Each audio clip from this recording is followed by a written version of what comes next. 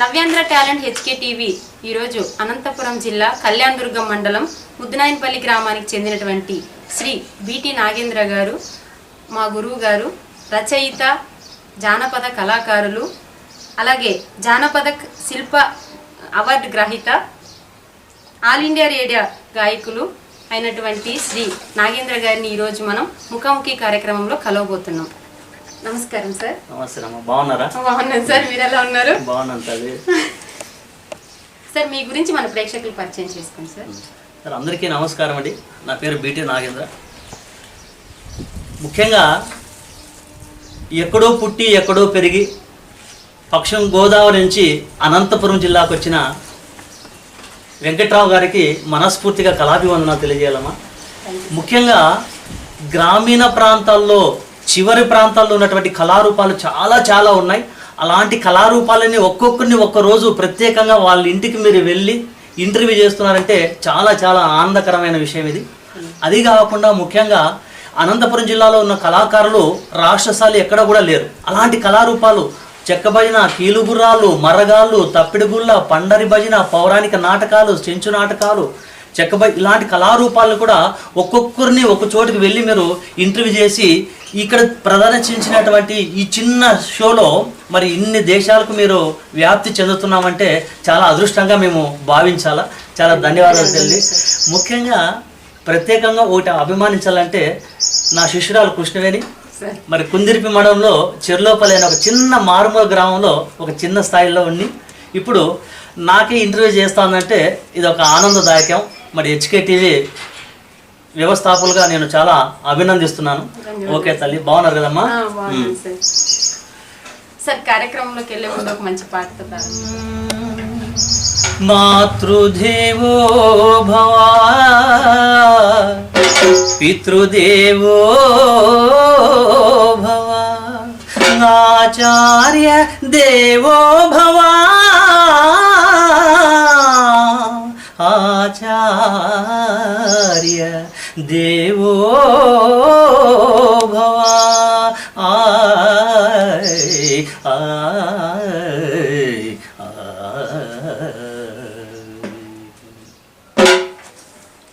మరి అంతరించిపోతున్న ఈ జానపద కళారూపాల్ని ప్రత్యేకంగా మళ్ళీ ఈరోజు హెచ్కే టీవీ ద్వారా నేను ఒక చిన్న పాట పాడబోతున్నాను. ముఖ్యంగా దేశ భాషలందు తెలుగు లెస్స అని ఈరోజు ప్రపంచ దేశాలకి చాటి చెప్పిన మహానుభావులు ఉన్నారు.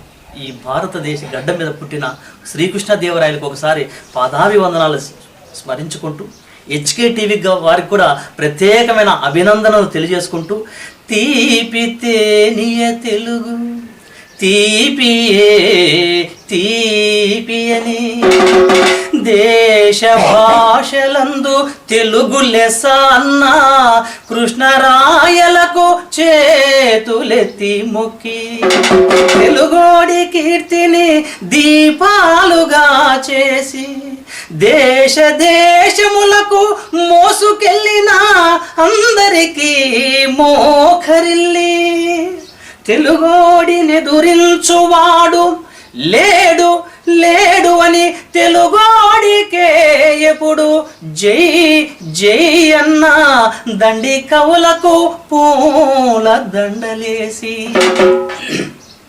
కదులుతున్నది నేడు జానపదుల బండి ప్రజాకళల జెండాను ఎగురవేద్దాము రండి.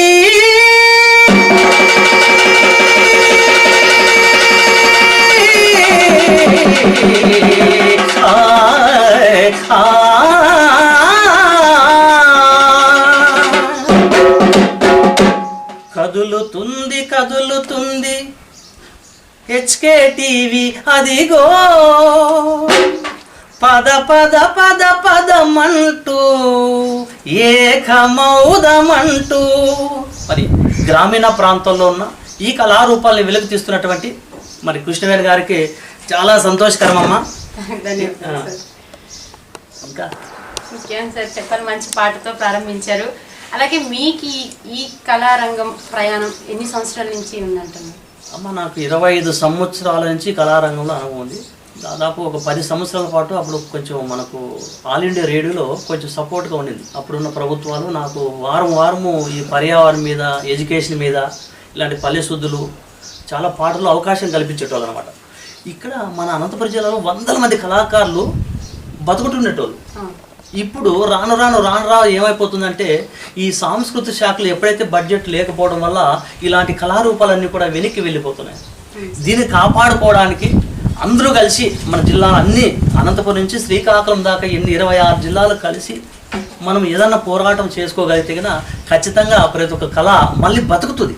ఇలాంటి హెచ్కేటీవీ ఉండడం వల్ల మనం ఏదైతే ప్రశ్నిస్తున్నామో అవి ఆట వరకు పోవాలా. విజయవాడ సీఎం వరకు పోతే కొద్ది వరకన్నా మన ఇంట్లో ఉపాధి దొరుకుతుందని ఆశిస్తుంటున్నాను. సార్ మీ కుటుంబ నేపథ్యం గురించి కొంచెం. మా నాన్నమ్మ చిన్న పేద కుటుంబంలో పుట్టాను. వ్యవసాయదారులే అమ్మ నాన్న. నేను పెళ్లి చేసుకున్న తర్వాత కొంచెం మా భార్య వాళ్ళు కూడా చాలా పేదింటి అమ్మాయిని పెళ్లి చేసుకున్నాను. ఇప్పుడు ప్రభుత్వ పాఠశాలను చదువుతూ ఆమె ఒక ప్రభుత్వ ఉపాధ్యాయురాలుగా స్టేట్ 3rd ర్యాంక్ వచ్చింది. స్టేట్లో మంచి ర్యాంక్ వచ్చింది.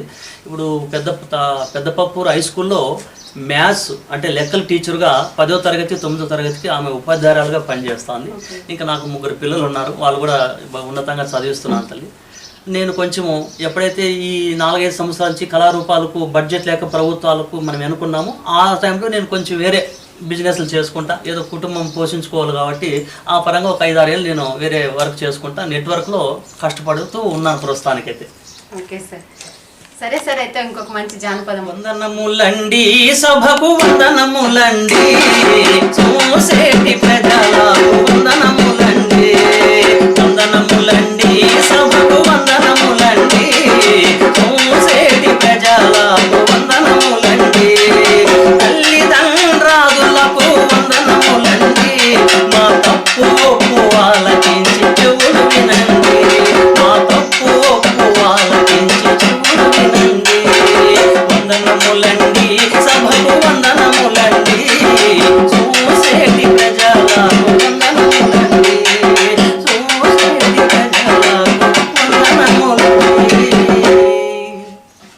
ఇంత మంచి పాట పాడిన మీకు కూడా వందనాలు సార్. థ్యాంక్స్ అమ్మా. చాలా మంచి పాట పాడారు.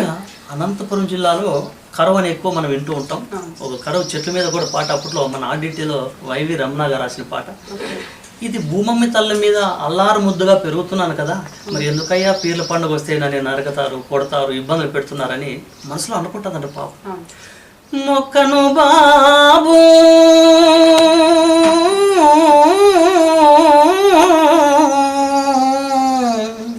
నన్ను తొక్కకు బాబు,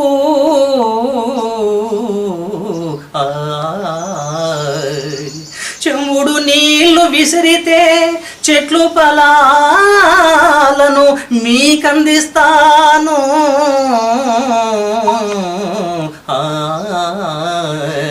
మొక్కను బాబు నన్ను తొక్కకు బాబు, చెట్టును బాబు నన్ను కొట్టకు బాబు. ఈ చెట్ల యొక్క ఆవేదన ప్రతి తల్లికి పూనవుతాను, భార్యకు చెల్లికు అమ్మకు పూనై ఆనందాన్ని ఇస్తున్నాను. వయసు అయిపోయిన తర్వాత మీకు 3వ కాలుగా నేను ఉపయోగపడుతున్నాను. మనిషి చచ్చిన తర్వాత కూడా నా కట్టి మీద పాడి కట్టుకొని శ్మశానానికి వెళ్ళిపోతున్నారు కదా, మరి నీతో పాటు నేను కూడా ఖాళీ బూడిదైపోతున్నాను, ఎంతో బాధపడుతుంది. అందుకే నేను ఏం చెప్తున్నానంటే అనంతపురం జిల్లా 2వ కరువు జిల్లాగా భారతదేశంలోనే ఒక చరిత్ర ఉంది. అంటే 2వ కరువు జిల్లా మన అనంతపురం జిల్లానే. వీటిని మనం పల్లెల్లో రైతులు పంటలు పండాలన్నా, రైతులు ఆనందంగా ఉండాలన్నా వర్షాలు బాగా రావాలా. వర్షాలు బాగా రావాలంటే చెట్లు బాగా ఉండాలి. అందుకే ఒక చెట్టు పైన మరొక చిన్న పాట. పెట్టు చెట్టు రావి చెట్టు గంగ రావి చెట్టు, దరంట వేప చెట్టు మరి కానుక చెట్టు, నిదురా గన్నేరు చెట్టు నేరేడు చెట్టు, పొడిపుందు పూలు చెట్టు కొన్న చెట్టు, పొంగట్ల చింత చెట్టు పొలిమేరుల మామిడి చెట్టు, ఇంటి ముందు పనస చెట్టు ఇంటెనక అరటి చెట్టు, పెట్టు చెట్టు పెట్టు చెట్టు రావి చెట్టు గంగ రావి చెట్టు. చూడు తమ్ముడు, నువ్వు పుట్టిన రోజున పెట్టు ఒక చెట్టు, నీ పెళ్లి రోజున పెట్టు ఇంకో చెట్టు, పిల్లోడు పుడితే పెట్టు ఇంకో చెట్టు, ఉద్యోగం వచ్చినంటే పెట్టు ఇంకో చెట్టు, ఇల్లు కట్టిన నాకంటే పెట్టు మన చెట్టు అట్లాగే అందరితో నాటించు చెట్టు. అప్పుడు నిజంగా మన అనంతపురం జిల్లా జన్మ ధన్యమవుతుంది. మన పల్లె మీద ఒట్టు. చాలా మంచి పాట పాడారు సార్. ఈ అనంతపురంలో జానపదాలు చాలా ఉన్నాయమ్మా. సార్ జాగ్రత్త జాగ్రత్త జాగ్రత్త లక్ష్మి జాతరకు పోతున్నట్టు జాగ్రత్త లక్ష్మి మా లక్ష్మి వరలక్ష్మి ధనలక్ష్మి మా లక్ష్మి శుభలక్ష్మి శేషలక్ష్మి దొడ్డిలో. ఆ రెండు జాగ్రత్త అంటాడు మామ. అబ్బా ఏ రెండు మామ అంటే అవేనే, ఆ రెండు జాగ్రత్తగా పెట్టుకోయి అంటాడు. అబ్బా ఏ రెండు చెప్పు మామ అంటే అవేనే, ఆ రెండు గిన్నె పోయినాయా నా పని అంతే అంటాడు. ఏవి మామ అంటే అవేనే, నువ్వు చెవులకు పెట్టుకున్నావే కమ్ములు రెండు జాగ్రత్త జాగ్రత్త జాగ్రత్త జాగ్రత్త లక్ష్మి జాతరకు పోతానంటావు జాగ్రత్త లక్ష్మి మా లక్ష్మి వరలక్ష్మి ధనలక్ష్మి మా లక్ష్మి శుభలక్ష్మి వరలక్ష్మి దొడ్డిలో. ఆ తిత్తి జాగ్రత్త అంటాడు మామ. అబ్బా ఏ తిత్తి మామ అంటే అదేనే, నువ్వు బొడ్డు కింద దాపెట్టుకున్నావే, నువ్వు బొట్టు కింద దాపెట్టుకున్నావే ఓ కాక తిత్తి జాగ్రత్త. ఒక్కాక తిత్తి ఏ తిత్తి మామ అదేనే ఒక్కాక తిత్తి జాగ్రత్త అంట. అంటే ఇవి చాలా అంటే దీన్ని ఏమంటారంటే ద్వంద్వ అర్థాలు. అంటే రకరకాల అర్థాలు వస్తాయి కానీ చెప్పే పదం కరెక్ట్గా ఉంటుంది. అంటే వాడు జాతరకు పోతున్నా కొంచెం జాగ్రత్తగా ఉండు, అక్కడ దొంగలు ఉన్నారనే దీని ఒక భావం. దాదాపు ఒక 120 సంవత్సరాల కాలంలో దాత నామ సంవత్సరంలో ఒక దాతుకర వచ్చింది అనంతపురం జిల్లా. అప్పుడు కట్టుకున్న భార్యలు కూడా మీకు ఇస్తామయ్యా మాకు అన్నం పెట్టండి అనే డొక్కుల కరువు గంజి కరువు వచ్చిందట. అప్పుడు కరువు ఉద్దేశించి ఇది మన హైదరాబాదు పొట్టి శ్రీరాముల యూనివర్సిటీలో కూడా ఈ పాట మన రాయలసీమ ఈ గాథకు సంబంధించి ఈ పాట అక్కడ ప్రత్యేకంగా ఒక సీడీలు ఉన్నాయి. దానికి ఒక 4-5 మంది గురువులు కూడా ఈ పాట చాలామంది పాడారు. మరిన్ని వీడియోస్ కోసం నవ్యాంధ్ర టాలెంట్ SK టీవీని సబ్స్క్రైబ్ చేయండి. అలాగే పక్కనున్న బెల్ ఐకాన్ను కూడా క్లిక్ చేయండి.